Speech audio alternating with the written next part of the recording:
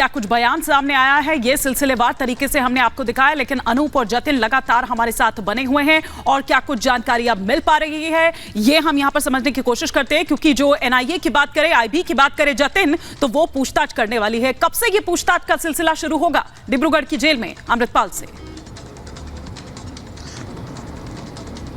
जी देखिए, सबसे पहले जो प्रोटोकॉल होगा जेल का उसको फॉलो किया जाएगा। 12:30 बजे के आसपास जो जानकारी मिल रही है कि एयरफोर्स का जो स्पेशल विमान है वो असम एयरपोर्ट लैंड करेगा और उसके बाद एक काफिला वहां पर तैयार किया गया। उस काफिले के जरिए डिब्रूगढ़ जो जेल है वहां पर अमृतपाल को ले जाया जाएगा। जेल ले जाने से पहले जो जेल मैनुअल है वो अमृतपाल को दिया जाएगा। उस जेल मैनुअल में जो नियम कानून है वो अमृतपाल को समझाए जाएंगे और उससे पहले मेडिकल कराया जाएगा। मेडिकल कराने के बाद हालांकि अमृतपाल एनएसए के तहत इस मामले में उसकी गिरफ्तारी की गई है, तो उसको अलग सेल में रखा जाएगा। अलग सेल में रखने के बाद सीसीटीवी कैमरे उस सेल में होंगे और जिस पाथवे का वो इस्तेमाल करेगा उस सभी पाथवे पर सीसीटीवी कैमरे पहले से ही जो सिक्योरिटी एजेंसीज है उनके द्वारा इंस्टॉल कराए गए हैं। अमृतपाल की हर मूवमेंट पर नजर रखी जाएगी और उसके बाद जब ये पूरा जेल मैनुअल का प्रोसीजर पूरा होगा उसके बाद से इन्वेस्टिगेशन का जो दौर है वो शुरू किया जाएगा। एनएसए या एनआईए हो या आईबी हो, उनके जो अधिकारी है वो वहां पर पहुंच सकते हैं। इस बात की भी संभावना ज्यादा है कि वीडियो कॉन्फ्रेंसिंग के जरिए भी इसमें पूछताछ की जाएगी।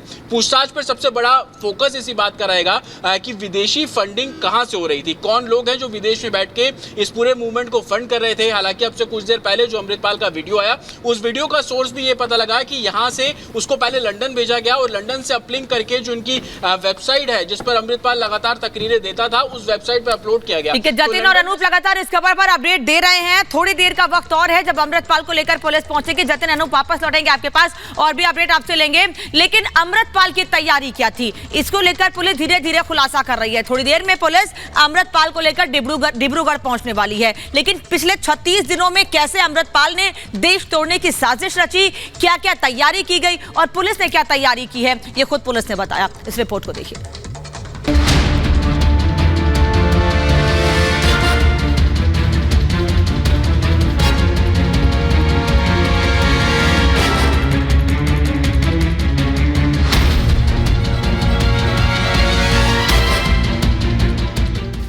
दिन से फरार अमृतपाल पुलिस की गिरफ्त में है। अब अमृतपाल के हर देश विरोधी राज से पर्दा उठेगा।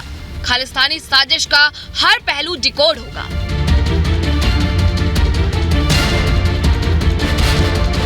अलग देश की साजिश हो या आईएसआई कनेक्शन या फिर विदेशी फंडिंग, हर राज कुछ दिन में बेपर्दा हो जाएगा।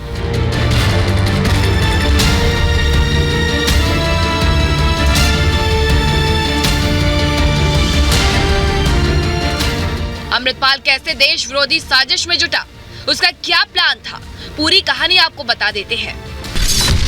2 साल पहले अभिनेता दीप सिद्धू ने वारिस पंजाब दे संगठन बनाया। तब अमृतपाल सिंह दुबई में रहता था, ट्रांसपोर्ट का बिजनेस चलाता था। दीप सिद्धू की मौत के बाद वो भारत लौटा, वारिस पंजाब दे संगठन का मुखिया बन गया। वारिस पंजाब दे संगठन का मुखिया बनते ही अमृतपाल ने देश विरोधी साजिश का काम करना शुरू कर दिया। अलग खालिस्तान की मांग को लेकर लोगों को भड़काने लगा, खुलकर देश की सरकार के खिलाफ बोलने लगा।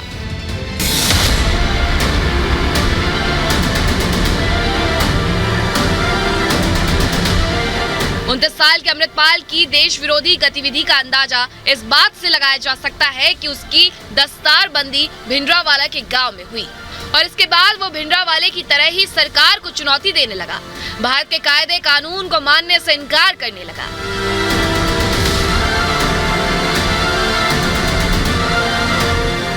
अमृतपाल के कनेक्शन विदेशों में बैठे खालिस्तानी समर्थकों और आईएसआई से भी है। कहा जा रहा है कि देश विरोधी गतिविधि चलाने के लिए उसे विदेशों से फंडिंग होती थी।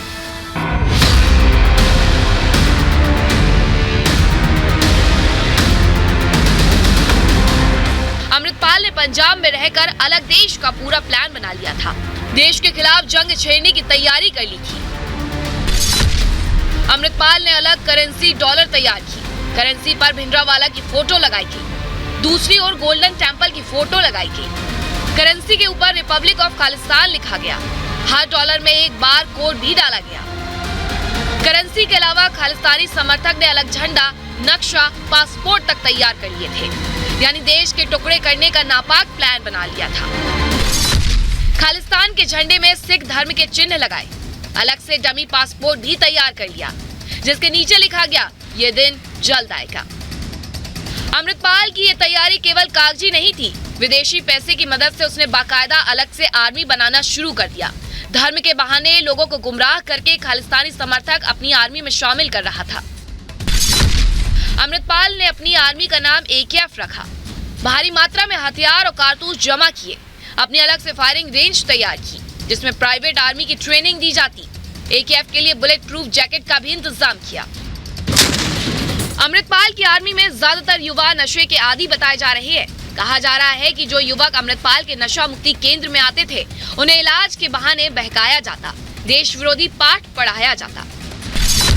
सूत्रों का कहना है कि अमृतपाल ने नशे की लत में पड़े युवाओं का ब्रेन वॉश किया। युवाओं को मानव बम बनने की ट्रेनिंग दी गई। धर्म के आधार पर लोगों को गुमराह करने वाला अमृतपाल अब पुलिस के शिकंजे में है। उसके मंसूबे खुद को दूसरा भिंडरावाला साबित करने का था। देश को तोड़ने के नापाक मंसूबे थे जो कभी कामयाब नहीं होंगे। Bureau report, Republic Bharat.